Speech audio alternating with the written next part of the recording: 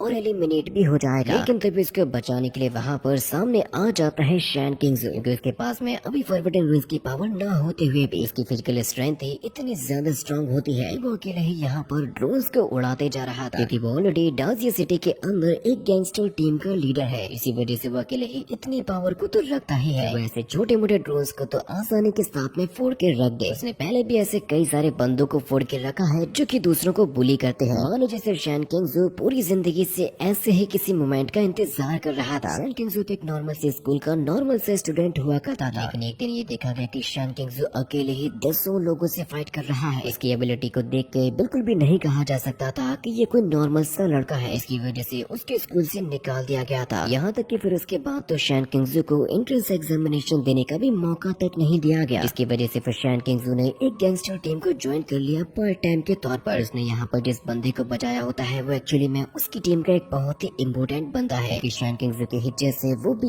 एक ऑर्फन ही है। शैन किंगजू हमेशा ही उन लोगों की हेल्प करता है जो कि उसके जैसे होते हैं। लेकिन तभी हम उस बंदे को देख पाते हैं जिसने नीचे गिरते ही अपनी टांग तोड़ ली थी। किंगजू के बारे में बताया जाता है कि हाँ, कभी कभी उसको बहुत ही बुरी तरीके से गुस्सा भी आता है, लेकिन उसके जैसा केयर करने वाला बंदा भी कहीं पर नहीं मिलेगा। मुझे कहने लगता है कि इन इंस्ट्रक्टर्स की बातों को सुनकर रोना तो बिल्कुल भी नहीं है। मैं तुम्हारा भाई हूँ और तुम मेरे भाई हो, इसी वजह से मैं तुम्हारी जान आखिरी सांस तक बचाऊंगा। चलो आ जाओ और साथ में मिलकर एक ऐसा खेल खेलते हैं जिसको देख के इंस्ट्रक्टर्स की भी रूह कांप जानी चाहिए। यहाँ पर सभी के सभी लोगों की नजरें टिक चुकी होती है शैन किंगजू के ऊपर। यहाँ तक कि चीफ भी उसी को ही देख रहे थे, माइक को छोड़ के। जिसके बाद फिर अगले ही सीन में दिखाया जाता है बाइली तुमिंग, युआन और माइक को। स्पीकर्स के जरिए शैन किंगजू से यह पूछा जाता है कि आकर तुम हमेशा ही अपने आप को एक निर्दयी इंसान साबित क्यों करना चाहते हो, जबकि तुम तो वैसे हो भी नहीं। शैन किंगजू कहने लगता है कि वो तो तुम लोगों को बहुत ही जल्द पता चल जाएगा। हम तुमिंग को देखते हैं, वो कहने लगता है कि मुझे तो ये बंदा अभी तक समझ में भी नहीं आया, क्योंकि वो कभी भी कुछ भी और कैसे भी कर देता है। तभी वो युआन से कहने लगता है कि तुमने यहाँ पर इतने महीने कैसे बिता दिए। तो काओ युआन कहने लगता है कि भाई मैं तुम्हें उस वक्त के बारे में बता नहीं सकता। तुमिंग कहता है कि हाँ हाँ मैं तुम्हें समझ सकता हूँ, उस वक्त पर जो तुम पर गुजरी होगी वो बताने लायक तो बिल्कुल भी नहीं है। लेकिन ये तीनों के तीनों जिस रास्ते पर जा रहे थे वहाँ पर तो अब डेड एंड आ चुका था, क्योंकि अब इन लोगों के सामने कोई भी रास्ता होता ही नहीं है। जो चीज देखकर बाइली तुमिंग तो वहीं पर लौट जाता है और ये कहने लगता है कि नहीं, अब मैं और बिल्कुल भी नहीं भागूंगा। लेकिन फिर तभी लोगों को आवाज आने लगती है ड्रोन्स की। इनको देखते ही बाइली तुमिंग खड़ा हो जाता है और वो ये कहने लगता है कि मेरे प्यारे भाई लोग यहाँ से भाग जाओ और अपनी जान को बचाओ। ये सोचने लगता है कि वो आज अपना सेक्रीफाइस देके अपने दो दोस्तों की जान को बचा लेगा, लेकिन काओ युआन और माइक ऐसा होने नहीं देते, बल्कि वो तो उसको उठा के ही भागने लगते हैं। तुमिंग कह रहा था कि प्लीज मुझे एलिमिनेट हो जाने दो, मुझे जाने दो। यहाँ पर तभी माइक को अपने सामने एक गुफा नजर आती है, तो वो काओ युआन से कहता है कि हम लोगों को उसी के अंदर ही जाना चाहिए। इसलिए दोनों ही अपनी स्पीड बढ़ा देते हैं और वो भी बाइली तुमिंग को टांगे हुए। इनके ऊपर सभी के सभी इंस्ट्रक्टर्स की नजर होती है और उन्हें ये पता लग जाता है कि फाइनली माइक, युआन और बाइली तुमिंग तीनों के तीनों क्रॉस करने वाले हैं जीनान माउंटेन को। ये तीनों उस गुफा के अंदर जाकर थोड़े समय के लिए आराम करने लगते हैं। फिर यहाँ पर युआन माइक से कहने लगता है कि भाई मुझे माफ करना, लेकिन मैं ह्यूमन फिजिकल बॉडी के लिमिट तक पहुंच चुका हूं। अगर मैं मर गया या फिर अनकॉन्शियस हो गया तो मेरी बॉडी दोबारा से वैसे ही हो जाएगी। फिर तुम ही जानते हो कि तुम्हारे और बाकी लोगों के लिए कितनी बड़ी प्रॉब्लम क्रिएट हो सकती है। मैं बिल्कुल भी नहीं चाहता कि मैं तुम्हारे लिए कोई भी प्रॉब्लम को क्रिएट करूं। भाई प्लीज मुझे माफ करना, अब मैं और ज्यादा तुम्हारे लिए कुछ भी नहीं कर पाऊंगा। अगर माइक इससे कहने लगता है कि तुम्ही ने मुझसे कहा था कि तुम मेरी हेल्प से अपने सभी पापों को धोना चाहते हो, इसलिए आकर तुम इतनी जल्दी हार कैसे मान सकते हो। युवान माइक से कहने लगता है कि मैंने आज तक कभी भी दोस्त नहीं बनाए। माइक भी कहता है कि हाँ ऐसा तो मेरे साथ भी हुआ। युवान कहता है कि फिर भी मैं तुम लोगों को पसंद करता हूँ, तुम लोगों के साथ में रहना मुझे पसंद है। हाँ मैं जानता हूँ कि अमीर बाप की बिगड़ी हुई औलाद कुछ ज्यादा ही अजीब है, लेकिन मुझे ये भी पसंद है। जब मेरी उम्र 6 साल की थी तब मैं अपने आप को डुबा के मारने की कोशिश कर रहा था। मुझे आज भी वो मंजर बहुत ही अच्छी तरीके से याद है, और अगर मैं उस समय पर मर गया होता मैं कभी भी वापस से अपने गाँव में तो जा ही नहीं पाता, और मैंने जमीन से वो हथियार भी ना उठाया होता जिसकी वजह से आज मैं ऐसा हूँ। तुम यकीन नहीं मानोगे, मैंने अपने इन्हीं हाथों से 6 साल की उम्र में सैकड़ों लोगों को काट के रख दिया था। उसे भी ये पता होता है कि हाँ उस समय पर वो अपनी बॉडी को कंट्रोल कर ही नहीं पाया था, इसीलिए उसे ये कहा जाता है कि इसमें तुम्हारी कोई भी गलती नहीं है। युवान खुद ये सोच रहा था कि अगर उससे ये सारी की सारी चीजें पूछी गई तो वो दोबारा से पहले जैसा हो जाएगा। माइक कहने लगता है कि ठीक है, इस मोटे को यहीं पे पड़ा रहने दो और मरा हुआ घोषित कर दो। कि तुम्हें तुरंत ही उठ जाता है और ये कहने लगता है कि भाई मैं तुम्हें परेशान तो नहीं करना चाहता था, लेकिन तुम आखिर मेरे साथ में ऐसा कैसे कर सकते हो। माइक कहता है कि हाँ मैं जानता हूँ कि तुम मेरे सामने ड्रामा कर रहे थे। हम तुम्हें के पास में रखे हुए कुछ गन्स को देख पाते हैं जिनके बारे में वो ये कहने लगता है कि वो लोग इनको वापस नहीं ले पाए थे, इसीलिए वो इन दोनों ही गन्स को दे देता है अपने दोनों ही दोस्तों को, और वो कहने लगता है कि अब आएगा इस सफर में और भी ज्यादा मजा, और वाकई में होने भी कुछ ऐसे ही वाला है कि यहाँ पर चारों तरफ ही सैकड़ों की तादाद में ड्रोन्स मौजूद होते हैं। वाइली तुमिंग तो चिल्लाते हुए उन सभी को अपनी तरफ ही बुला रहा था। यहाँ से माइक बाहर निकल जाता है और युवान तो वहीं पर ही बैठ जाता है, जिसको चारों तरफ से ही काफी सारे ड्रोन्स ने घेर लिया था। हम देख पाते हैं कि माइक के दोनों ही दोस्तों ने अपना अपना सेक्रीफाइस दे दिया ताकि वो उसको जिता सके। तुमिंग के ऊपर अटैक हो रहे थे, वो कहने लगता है कि माइक तुम्हें जीतना ही होगा। इसकी वजह से माइक ने उसी गुफा के अंदर अपने काफी ज्यादा स्पीड को बढ़ा दिया था। माइक ये सोच रहा था कि उसको केवल अपनी फिजिकल स्ट्रेंथ पर ही डिपेंडेंट रहना होगा, क्योंकि वो चाहकर भी अपने गॉडली रूइंस की पावर को यूज नहीं कर सकता, जिससे कि वो अपनी स्पीड को और भी ज्यादा बढ़ा चुका था, जिसके ऊपर यहाँ पर मौजूद सभी के सभी इंस्ट्रक्टर्स की नजर भी थी। जितने भी रिक्रूट्स बचे हुए थे उन सभी के ऊपर नजर रखी जाती है, क्योंकि अब यहाँ पर बचा हुआ होता है केवल और केवल माइक, जो कि अब इस बार काफी तेजी के साथ में बढ़ रहा था फिनिश लाइन की तरफ। सभी लोगों को इस बात की उम्मीद भी थी कि जरूर से माइक के पास में मौका है जीतने का। चीफ ने तो ये पहले ही कह दिया था कि तुम्हें सीधे ही बढ़ते जाना है किसी भी हाल में। माइक जब यहाँ से आगे बढ़ रहा था तो फिर वो ये सोचते हुए जाता है, यहाँ का ये जो एरिया नजर आ रहा है वो तो एकदम उसके घर के ही जैसा है। वो सोचने लगता है कि जैसा कि चीफ ने कहा था कि ये लोग कभी भी इस आइलैंड के एंड तक नहीं पहुँच पाएंगे, तो उसके लिए माइक को पहुँचना होगा अपनी लिमिट्स तक, क्योंकि अब केवल अपनी ही ताकत के बल पर वो पहुँच सकता था फिनिश लाइन पर। चीफ ये कहने लगते हैं कि अगर सच में ऐसा ही होने वाला है जैसा कि हम लोगों को लगता है, तो फिर हमें पहले से ही फिनिश लाइन पर पहुंचकर इंतजार करना होगा इस लड़के का। लेकिन फिर तभी अचानक से ही लोगों को इस बात की रिपोर्ट मिलती है कि जहां पर माइक दौड़ लगा रहा था अचानक से ही उसकी लोकेशन तो डिसअपियर भी हो गई, और ऐसा तो आज तक कभी भी हुआ ही नहीं था।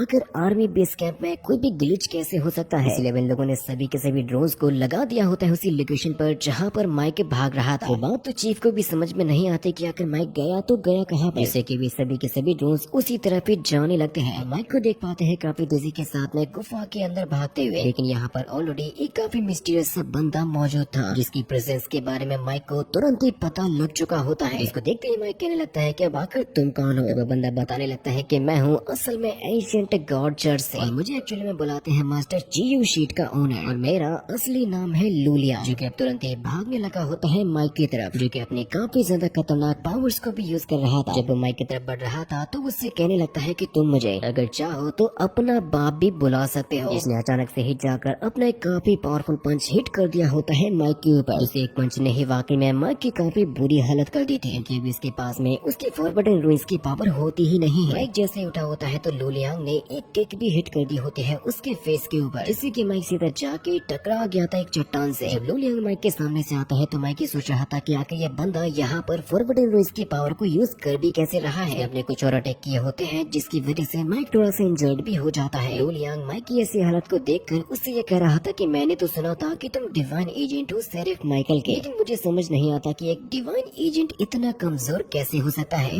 गॉड माइकल ने किसी गलत बंदे को चूज तो नहीं कर लिया। उसके तुरंत ही बाद अब बच्चे से ही अटैक करने के लिए आ रहा था माइक के ऊपर, तो फिर अचानक से ही उसके सामने आ जाती है हजारों की तादाद में बैट्स, जिनके बीच में फंस चुका होता है लूलियांग, और माइक अपने आप को छुपा लेता है, लेकिन ये ट्रिक इतना अच्छे से काम नहीं करती क्योंकि माइक को खुद को बचाना पड़ा था उसकी बहुत ही हार्ड किक से। इसके तुरंत बाद अब इन दोनों के ही बीच में शुरू हो जाती है हैंड टू हैंड कॉम्बैट, जिससे माइक उसके हमलों को डॉज तो कर देता है, लेकिन लू लियांग ये कहने लगता है, बच्चे क्या तुम्हें केवल इतना सही करना आता है? मैंने कभी भी ये सोचा नहीं था कि गॉड शेरिफ माइकल का एजेंट इतना ज्यादा कमजोर होगा। और उसने जैसे ही अचानक से काफी सारी नाइफ से माइक के ऊपर हमला किया था, तो माइक अपने आप को बचाने के लिए थोड़ा सा ऊपर चला जाता है, लेकिन लू लियांग तो बहुत ही ज्यादा चालाक है कि वो उसके ऊपर जाके एक बहुत ही तगड़ा हिट कर देता है माइक को, जिसकी वजह से माइक सीधा जाके टकरा जाता है जमीन से। और इन सारी चीजों का इफेक्ट हमें देखने को मिलता है मदर गॉडेस के पास में, क्योंकि तभी हम देख पाते हैं कि जमीन से काफी सारी टहनियां निकलती हैं जो कि माइक को जकड़ने लगती हैं, जिनको अपनी पावर से कंट्रोल कर रहा था लू लियांग। तो यहाँ पर एकदम ही बैडेस स्टाइल में अपने सिगरेट को जलाता है और उन्हीं टहनियों को अपनी सीढ़ी बना के पहुँच जाता है माइक के सामने। माइक काफी कोशिश करता है वहाँ से निकलने की, लेकिन वो ऐसा कर नहीं पाता। लू लियांग कह रहा था कि बच्चे जरा कुछ तो बोल दो। हाँ, मुझे शांत लोग पसंद है, लेकिन इतने भी ज्यादा नहीं। चलो ठीक है, अगर तुम कुछ बोलना नहीं चाहते तो मेरी बात को कान खोल कर सुनो, जो कि ये है कि मेरी बात को मानो और हमारे church of the ancient God को ज्वाइन कर लो, क्योंकि हमें तुम्हारे जैसे डिवाइन एजेंट की बहुत ही ज्यादा जरूरत है। माइक उससे कहने लगता है कि तुमने अभी जितनी पावर को यूज किया है उससे तो मेरा बच्चा भी नहीं डरेगा, क्योंकि उसने लू लियांग को अपने आप से दूर कर दिया था, जिसकी वजह से लू लियांग गुस्से में आ जाता है और वो ये कहने लगता है कि अब तुमने मुझे मजबूर कर दिया। इसकी वजह से उसने माइक को और भी ज्यादा जोरों के साथ में जकड़ लिया होता है, यहाँ तक कि वो तो उसकी बॉडी में अपनी टहनियां चुभाते हुए उसे इंजर्ड भी करने लगता है। यहाँ तक कि वो जैसे ही एक डेडली अटैक करने वाला था तभी हमें दिखाया जाता है मदर गॉडेस को, जिसको उन्होंने एक पॉट के तौर पर रखा हुआ था। कहने लगती है कि आखिर तुम ऐसे कैसे गिर सकते हो। उसको सहलाते हुए कहने लगते हैं कि प्लीज अपने आंसू मत बहाओ और रो भी मत, मैं तुम्हारी माँ हूँ ना, मैं तुम्हें एक अच्छी सी स्टोरी सुनाती हूँ जिससे तुम्हें बहुत ही जल्दी नींद आ जाएगी। जिसके लिए वो अपनी एक बुक को भी निकाल लेती है। जिसके बाद हम माइक को देख पाते हैं जिसकी बॉडी में जैसे ही काफी सारी टहनियां घुसाई जा रही थी, उसको तो एकदम ही एक्सट्रीम लेवल का पेन होना शुरू हो गया था। तभी फिर मदर गॉडेस एक स्टोरी सुनाने लगते हैं एक बियर की, जिसने चलते और सफर करते हुए ढूंढा होता है एक स्टार को। वही स्टार एक्चुअली में जाके समा जाता है माइक की बॉडी में। मदर गॉडेस ये कहने लगती है कि ये स्टार हमेशा ही पूरी जिंदगी तुम्हारी हेल्प करेगा। मदर गॉडेस कहने लगते हैं कि क्या तुम स्टार्स की ताकत को जानना चाहते हो कि आखिर ये कहाँ से आते हैं और ये क्या कर सकते हैं। ये सभी के सभी स्टार्स आसमान में मिलके बनाते हैं एक बियर को, जिसकी पावर अब आसमान में ही एक्टिवेट हो गई थी, जिसका एक बहुत ही तगड़ा अटैक होता है उसी गुफा के अंदर। हम स्टार्स के पावर से बने हुए एक बियर को देख पाते हैं जिसने जमीन के ऊपर एक इतना तगड़ा अटैक कर दिया था। लू लियांग को भी इसकी औकात पता चल जाती है। मदर गॉडेस ये बता रही थी कि ये स्टार्स वाला बियर हमेशा अच्छे लोगों की हेल्प करने के लिए ही आता है, जो कि लू लियांग के ऊपर अपने काफी तगड़े तगड़े पंचेस को हिट भी कर रहा था। इसको संभालने में और रोकने में तो लू लियांग की हालत ही खराब होने लगती है। मदर गॉडेस से बताती है कि जैसे जैसे ये स्टार्स चलते हैं वैसे ही चलता है ये बियर। इनके आगे बढ़ने के साथ साथ इसकी पावर्स भी बराबर ही बढ़ती हैं। एकदम ही घूमता है हमारी आकाश गंगा के जैसे, मानो जैसे उसके पास में स्टार से बनी हुई एक बोट हो। मदर गॉडेस ये बताने लगते हैं ये बोट हमेशा ही उस बियर को उसकी मंजिल तक पहुंचा देती है। और वो बियर भी एक्चुअली में लू लियांग के ऊपर भारी पड़ने लगता है, लेकिन तभी तो लू लियांग ने अपने काफी खतरनाक अटैक्स को यूज करना स्टार्ट कर दिया था, जिसकी वजह से उसने केवल एक ही अटैक के साथ में उस बियर को भी डिस्ट्रॉय कर दिया था। मदर गॉडेस कहती है कि जब ये ताकतें तुम्हारे पास में आ जाएंगे वो तुम्हारे घर का दरवाजा खोलेंगी, जिस दरवाजे को तुम्हें खुद से ही खोलना होगा, क्योंकि फिर वो बियर तुम्हारी हेल्प करेगा। लेकिन तभी लू लियांग ने अपने कुछ डार्क एनर्जीज को यूज किया होता है माइक को फंसाने के लिए। वो अब यहाँ पर माइक को चारों तरफ से ही घेर चुका था, लेकिन हम देख पाते हैं कि माइक की बॉडी में तो एक्सट्रीम लेवल की एनर्जी आ गई थी। गॉडेस मॉम बता रही थी कि चाहे कुछ भी हो जाए लेकिन तुम हारोगे नहीं। इस मोमेंट पर तभी लू लियांग अपने सभी के सभी थॉर्न्स को एक्टिवेट कर देता है, जो कि अब एक साथ यहाँ पर हिट होने वाली होती है माइक से। मदर गॉडेस से बताती है कि बिग बियर की ताकत को कभी भी कम मत समझना, अपने कदम को आगे बढ़ाना, तुम्हें इसकी ताकत का अंदाजा हो जाएगा। क्योंकि फिर तभी हम आसमान में से आते हुए काफी सारे फॉलिंग स्टार्स को देख पाते हैं, जिनकी संख्या यहाँ पर हजारों में होती है। लू लियांग जब माइक को मारने वाला था तो उसको रियलाइज हो जाता है कि उसके ऊपर एक बहुत ही बड़ा हमला होने वाला है, और ये स्टार्स तो यहाँ पर एकदम पानी के जैसे बरसने लगे थे। लू लियांग ने माइक को मारने के लिए जितने भी थॉर्न्स को एक्टिवेट किया था तो वो सभी के सभी स्टार्स के हिट होने की वजह से खत्म ही होने लगते हैं। यहाँ तक कि उससे बचने के चांसेस तो लू लियांग के पास में भी नहीं थे। और जब ये स्टार्स बरस रहे होते हैं हमें उसी के बीच में दिखाई जाती है बियर की परछाई, जो सारी की सारी ताकत अब समा चुकी होती है माइक की बॉडी के अंदर। इसकी वजह से उसकी बॉडी भी थोड़ी सी बियर में ट्रांसफॉर्म हो गई थी। इसके बाद फिर उसने यहाँ पर एक बहुत ही तगड़ा अटैक कर दिया होता है लू लियांग के ऊपर, जिसके वजह एक अटैक ने लू लियांग के जबड़े को तक हिला के रख दिया था। लू लियांग तो चाहकर भी उसके ऊपर हिट नहीं कर सकता, क्योंकि माइक के जो रिफ्लेक्शंस होते हैं वो बहुत ही ज्यादा फास्ट हो गए थे। माइक का पावर लेवल पहले से कई गुना ज्यादा बढ़ चुका था। इसी वजह से उसका केवल एक हिट ही लू लियांग को फोड़ने के लिए काफी था, जिसको पूरी तरीके से हराने के बाद अब माइक की बॉडी से वो बियर का ट्रांसफॉर्मेशन भी हट जाता है। इसके बाद फिर लू लियांग माइक के सामने आता है और ये कहने लगता है कि हाँ, अब मैं मानता हूँ कि तुम हो एक गॉड के एजेंट। फिर तभी यहाँ से लू लियांग की बॉडी डिसअपियर हो जाती है। इसको देखते ही माइक समझ गया था कि ये तो एक्चुअली में बना हुआ था एक प्रोजेक्शन से, जो कि टुकड़ों में बट के जैसे ही माइक के ऊपर गिरता है तो माइक की कॉन्शियसनेस अचानक से ही पहुंच जाती है गॉड्स के एंशिएंट चर्च में, जिसको देखकर फिर यहाँ के गॉड्स ये कहने लगते हैं कि कांग्रेचुलेशंस माइक, तुमने उस दौर को पार कर लिया जो कि हम तुमसे कराना चाहते थे, क्योंकि हमारे चर्च को ढूंढना किसी भी डिवाइन एजेंट के बस की बात नहीं थी। हम पहली बार ये देख रहे हैं कि कोई बिना इजाजत के हमारे एंशिएंट गॉड के चर्च में आया हो। जिस प्रोजेक्शन को तुमने डिफीट किया है उसकी वजह से कुछ समय के लिए तुम यहाँ पर आ पाए हो, क्योंकि जो लू लियांग होता है वो तो ऑलरेडी यहाँ पर मौजूद होता है। यहाँ के जो लीडर होते हैं वो ये कहने लगते हैं कि लू लियांग तुम्हारे साथ में केवल एक फ्रेंडली नेगोशिएशन ही कर रहा था। अपने एंशिएंट गॉड चर्च के अंदर तुम्हारा स्वागत करता हूँ और तुम्हें हमारे एंशिएंट गॉड्स के चर्च को ज्वाइन कर लेना चाहिए। तुम्हें अभी तक हमारी ताकत का अंदाजा तो लग ही गया होगा, क्योंकि हम सभी के सभी पूछते हैं केवल अपने 3 गॉड्स को जो कि हमें ताकत प्रदान करते हैं, जो बढ़ते समय के साथ में हमें अनंत ताकत से नवाजेंगे। जैसे कुछ और बोलने वाला होता है तो फिर तभी अचानक से ही माइक ने अपनी गन निकाली होती है और उन तीनों ही गॉड्स के ऊपर गन से शूट भी कर दिया था। जो नजारा देख के यहाँ पर जितने भी गॉड्स होते हैं वो सभी के सभी शॉक रह गए थे। ऐसे किसी को भी ये समझ नहीं आता कि आखिर इस लड़के ने ऐसा क्यों किया। अभी माइक कहने लगता है कि ठीक है, अब अच्छे से बात कर लेते हैं। मेरी नजर में ना तो तुम कुछ हो और ना ही तुम्हारे ये 3 गॉड्स। तुम मुझे ऐसे विलेन लगते हो जो कि अपने आप को खत्म कराना चाहते हो। और इसने जाते हुए भी दोबारा से 3 गॉड्स के ऊपर शूट भी किया था। उसके बाद फिर माइक यहाँ से चला जाता है और इस चर्च के अंदर थोड़ी सी शांति आई थी। इनके जो चीफ होते हैं वो कहने लगते हैं कि अब हमारा नया टारगेट है ये माइक। इसके बाद हम अगले ही सीन में उसी गुफा के अंदर देख पाते हैं माइक को, जिसकी बॉडी अब बहुत ही बुरी तरीके से एग्जॉस्ट हो गई थी। यहाँ तक कि अब तो माइक की मेंटल स्ट्रेंथ भी गिरने लगती है। उसके जरिए सभी लोगों को पता चल जाता है कि माइक यहीं पर है और उसकी बॉडी खतरे में आ चुकी है। इंस्ट्रक्टर को भी ये पता होता है कि माइक पहुंच चुका है अपनी फिजिकल स्ट्रेंथ की लिमिट तक। लेकिन अभी भी हम देख पाते हैं कि जंगल के अंदर शैन किंगजू और मोली भी पड़े हुए थे। इनकी हालत भी बहुत ही ज्यादा खराब हो गई थी। लेकिन फिर इसी मोमेंट पर माइक उठने की कोशिश करने लगता है। चीफ उसको देखते हुए समझ तो चुके ही थे कि इसकी हालत खराब होने वाली है। इसी वजह से वो अपने सबसे पास की मेडिकल टीम को इन्फॉर्म करने के लिए कहते हैं। इन्हें बहुत ही जल्द उनकी जरूरत पड़ने वाली थी। अभी हम माइक को देख पाते हैं जो कि इतना ज्यादा एग्जॉस्ट होने के बाद भी दोबारा से खड़ा हो चुका था, जो कि तुरंत ही अपने कदमों को बढ़ाता है और तेजी के साथ में भागने लगता है। माइक अब चलते हुए फाइनली उस गुफा से बाहर आ ही चुका था, जिसके ऊपर चीफ इंस्ट्रक्टर युआन की तो नजर थी ही। ये पूछा जाता है कि क्या आप माइक को यहीं पर ही रोकना चाहते हो। क्या माइक जैसे ही आगे बढ़ा होता है इसके पीछे तुरंत ही कुछ ड्रोन्स को लगा दिया जाता है। स्क्रीन के अंदर हमें ये दिखाया जाता है कि माइक बहुत ही जल्द पहुंचने वाला है अपनी लिमिट लाइन तक। इसको देखकर सेंटर के अंदर भी लोग काफी ज्यादा इमोशनल हो गए थे कि सभी के सभी रिक्रूट्स एलिमिनेट हो गए थे। अब केवल बचा हुआ होता है माइक। माइक के पैरों ने जवाब देना शुरू कर दिया था। उसके कदम आगे नहीं बढ़ना चाहते थे, लेकिन फिर भी वो रुकता नहीं है और बहुत ही तेजी के साथ में आगे बढ़ने लगता है। अभी फिर माइक को आवाज आने लगती है बाइली तुमिंग की। इसके सभी दोस्तों से ये कहने लगते हैं कि माइक, अगर तुम हमें सुन पा रहे हो तो जान लगा दो। दोस्त, हमें तुम पे ये भरोसा है कि हाँ, तुम ये कर सकते हो, तुम जीत सकते हो। तुम्हें आज वो करके दिखाना है जो कि हम सभी में से कोई भी ना कर सका। इंस्ट्रक्टर्स को ये दिखा दो कि हम कमजोर नहीं हैं। तुम भी ये जानते हो कि इस दुनिया में ऐसा कोई भी मिशन नहीं है जिसको तुम रीच ना कर सको। कि माइक ने अपनी स्पीड को और भी ज्यादा बढ़ा दिया था। जहाँ पर तभी अगर बंदा जिसका नाम होता है डैंग वे, वो अपने बारे में बताने लगता है माइक को और ये कहता है कि मैं दोस्त हूँ शैन किंगजू का। वो कहता है कि मेरे दोस्त ने मुझे ये बात सिखाई थी कि जब हमारे कदम काम ना करे तब हमें हमेशा ही उन अच्छी चीजों के बारे में सोचना चाहिए जो हमें हिम्मत देती है। हमें उन दोस्तों को याद करना चाहिए जिनके साथ में हमारी जिंदगी खूबसूरत हुई और खुशनुमा हुई। सभी की सभी अच्छी चीजों के बारे में सोचो जो कि तुम्हें इस दर्द से राहत दिला सके, क्योंकि फिर उसके बाद तुम जितना चाहे उतने लंबे रास्ते को तय कर सकते हो। इसकी वजह से फिर तभी माइक याद करने लगता है अपने बचपन के नजारे को, याद करने लगता है अपने उस दौर को जब उसकी आंखें चली गई थी। वो अपने आसपास की चीजों को केवल सुनकर ही महसूस कर सकता था। उसका पूरा का पूरा बचपन ही हॉस्पिटल्स के चक्कर काटते हुए निकल गया। वो समय को याद करता है जब सबसे पहली बार वो जाने वाला था असाइलम ऑफ द गॉड के अंदर। वो याद करता है अपने उस फैमिली को जिसके साथ में उसने अपनी जिंदगी बिता दी। माइक कहने लगता है कि समझ नहीं आता आखिर मैंने ऐसे पल कब जिए जब मैं खुश था। उसकी पूरी की पूरी जिंदगी केवल रिग्रेट से ही भरी हुई थी। इसके बाद वो फाइनली पहुंच चुका होता है अपने एंड लाइन पर कि अब उसको अपनी आंखों के सामने से उगता हुआ सूर्य नजर आ रहा था। मानो ऐसे लग रहा था जैसे कि ये उसकी जिंदगी की सबसे खूबसूरत सुबह। इसके साथ में फिर उसे अपनी जिंदगी के वही खूबसूरत नजारे नजर आने लगते हैं जिन्होंने उसकी जिंदगी को वाकई में खूबसूरत बनाया। इस जगह पे ऑलरेडी काफी सारे इंस्ट्रक्टर्स मौजूद थे और साथ ही साथ वहाँ पर पहुंच जाते हैं चीफ। माइक अब अपनी आंखों के सामने देख रहा होता है जीनान माउंटेन का आखिरी छोर। यहाँ तक कि अब तो माइक को अपने पास में उसका सबसे अच्छा दोस्त लाओ जाओ भी फील होने लगता है, क्योंकि लाओ जाओ ही ऐसा बंदा है जिसकी वजह से वो इस मुकाम तक पहुँच पाया। लाओ जाओ कहने लगता है कि तुमने वो मुकाम हासिल कर लिया जिसको आज तक कोई भी नहीं कर पाया। जिनको अपने बगल में फील करने के बाद अब माइक की बॉडी पूरी तरीके से एग्जॉस्ट हो गई थी। अनकॉन्शियस होने की वजह से वो अचानक से ही नीचे गिरने लगा था। बचाने के लिए चीफ के साथ साथ सभी के सभी इंस्ट्रक्टर्स एक साथ ही भागते हैं। माइक के इस कंपटीशन को जीत जाने की वजह से उसके लिए फिनिश लाइन पर एक बहुत ही खास गिफ्ट को रखा गया था। इसके अंदर कुछ बहुत ही खास लोगों की तस्वीर को रखा गया था। इतने बड़ी मिशन को कंप्लीट करने के बाद अब हमें माइक को दिखाया जाता है असाइलम ऑफ द गॉड के अंदर, जहाँ पर वो मदर गॉडेस के सामने बैठा हुआ था और वो उससे ये कहने लगती है, मेरे बेटे सच में तुम दिल के बहुत ही अच्छे इंसान हो। इसके सामने उसका वो दोस्त भी बैठा हुआ था जो कि अब यहीं पे ही रहता है। वो भी कहने लगता है कि मैं जनरल लाओ जाओ से मिलना चाहता था। तो मदर गॉडेस से कहने लगते हैं कि जिस तरीके से प्रकाश और अंधेरा दोनों एक दूसरे से मिल नहीं सकते, इसी तरीके से जिंदगी और मौत भी कभी मिल नहीं सकते। हाँ, मैं मानती हूँ कि इसके जाने का तुम्हें बहुत ही ज्यादा दुख है, लेकिन हमारे किसी अपने के जाने से हमें कभी कमजोर नहीं होना चाहिए, बल्कि और भी ज्यादा ताकतवर होना चाहिए। उनकी यादें, उनकी समझदारी हमेशा ही हमारे साथ में रहती है। हमारी कहानी सुनने के बाद मैं भी इंटरेस्टेड हूँ तुम्हारी ये कैंगलॉन्ग सिटी को देखने में। और मदर गॉडेस का जो ट्रीटमेंट होता है अब वो 50% कम्प्लीट हो चुका था, जिसकी वजह से अगर अब वो चाहे तो माइक को एक और डिवाइन एबिलिटी भी दे सकती है। ये एबिलिटी क्या होगी वो हमें नेक्स्ट एपिसोड के अंदर दिखाई जाएगी।